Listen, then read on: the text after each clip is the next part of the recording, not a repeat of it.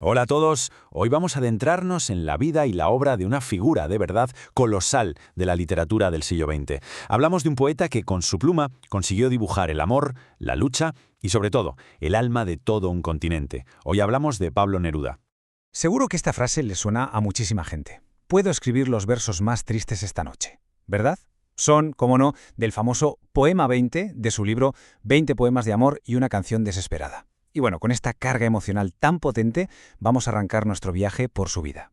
Vale, este es el plan para los próximos minutos. Primero vamos a ver quién era el hombre detrás del nombre. Luego, cómo nace ese poeta increíble. Veremos también cómo el mundo lo cambia, cómo se convierte en la voz de su gente y, por supuesto, terminaremos con el legado que nos dejó. Pues venga, empezamos por el principio, porque para entender de verdad al poeta, primero tenemos que conocer al hombre, y todo empieza con el origen de su leyenda, que está en su propio nombre. Ahí lo tenemos. Su nombre real, el que ponía en sus papeles, era Ricardo Eliezer Neftalí Reyes Basoalto. Nació en Parral, un pueblecito del sur de Chile. Fijaos, su padre era conductor de tren y su madre, maestra, pero ella murió cuando él era apenas un bebé. O sea, un origen súper humilde para alguien que acabaría siendo una figura, universal. Claro, aquí la pregunta es inevitable, ¿no? Si él se llamaba Ricardo Reyes, ¿de dónde narices sale el nombre de Pablo Neruda? Pues mira, la razón principal fue de lo más práctica. A su padre no le hacía ninguna gracia eso de tener un hijo poeta, así que para evitarse líos en casa, se buscó un seudónimo. Ahora, ¿por qué Pablo Neruda? Pues hay varias teorías. La que tiene más peso es que fue un homenaje a un escritor checo que él admiraba mucho, Jan Neruda. Pero ojo, que también hay otra teoría muy curiosa que dice que se inspiró en un personaje de Estudio en Escarlata, una de Sherlock Holmes. Bueno, dejamos ya el tema del nombre y vamos a lo que de verdad nos interesa, su poesía. Vamos a descubrir cómo ese chaval del sur de Chile llegó a forjar una de las voces más potentes y reconocibles de toda la literatura en español. Es que su carrera fue, de verdad, meteórica. Mirad, en 1919 conoce a una persona que fue clave para él, Gabriela Mistral, que luego también ganaría el Nobel. Solo 4 años después, ¡pum!, saca su primer libro. Y al año siguiente, con solo 20 añitos, publica la obra que lo lanzó a la fama mundial. Increíble. Y es en estos primeros poemas donde encontramos el estilo que lo hizo tan famoso. Es una poesía que rebosa de un amor súper apasionado, casi adolescente, ¿sabes? Pero siempre conectado con la naturaleza brutal de su infancia. Los bosques, la lluvia, el mar del sur de Chile no son solo un fondo, es que son personajes en sus versos. Pero claro, Neruda no se iba a quedar quieto en Chile. Empezó una carrera como diplomático que lo llevó a viajar por todo el mundo.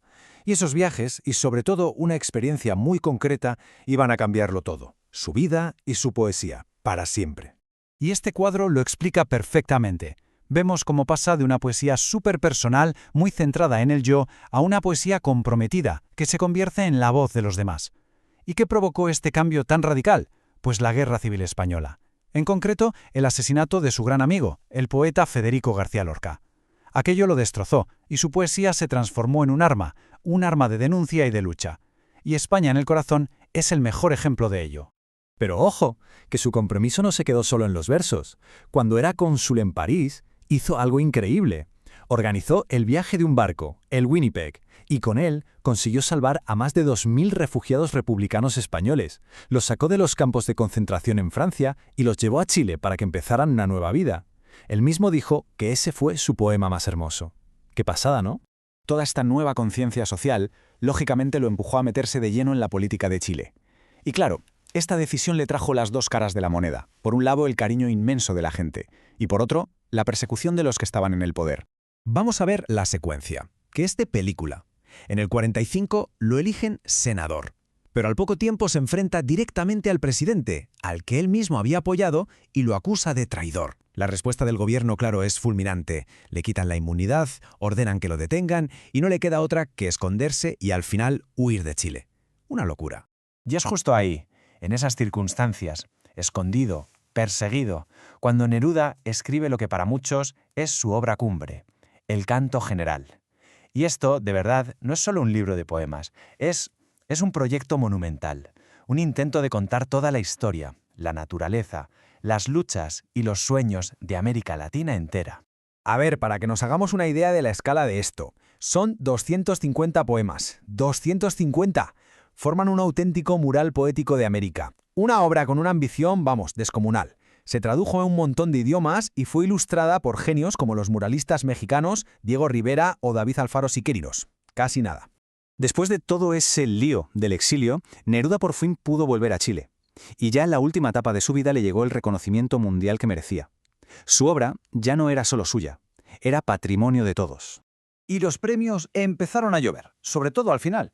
Desde el Premio Nacional de Literatura de su país, un doctorado honoris causa por la mismísima Universidad de Oxford, hasta llegar a la cima de la cima, el Premio Nobel de Literatura en 1971. Su final, por desgracia, está unido a uno de los momentos más oscuros de la historia de Chile. Murió solo 12 días después del golpe de Estado que derrocó al gobierno de su amigo, el presidente Salvador Allende. Y su funeral, imaginaoslo, en plena represión, se convirtió en el primer gran acto público de protesta contra la dictadura. Y creo que no hay mejor forma de recordarlo que con sus propias palabras, sacadas del canto general. Porque esta era la voz de Neruda, un poeta que sí, le cantó al amor como nadie, pero que también se dejó la vida intentando darle nombre y voz a la tierra, a la historia y a la gente de todo un continente. Al final, toda la vida y la obra de Neruda nos dejan flotando esta pregunta en el aire. Él estaba convencido de que sí, de que la poesía podía ser una herramienta para conseguir justicia, para transformar la sociedad.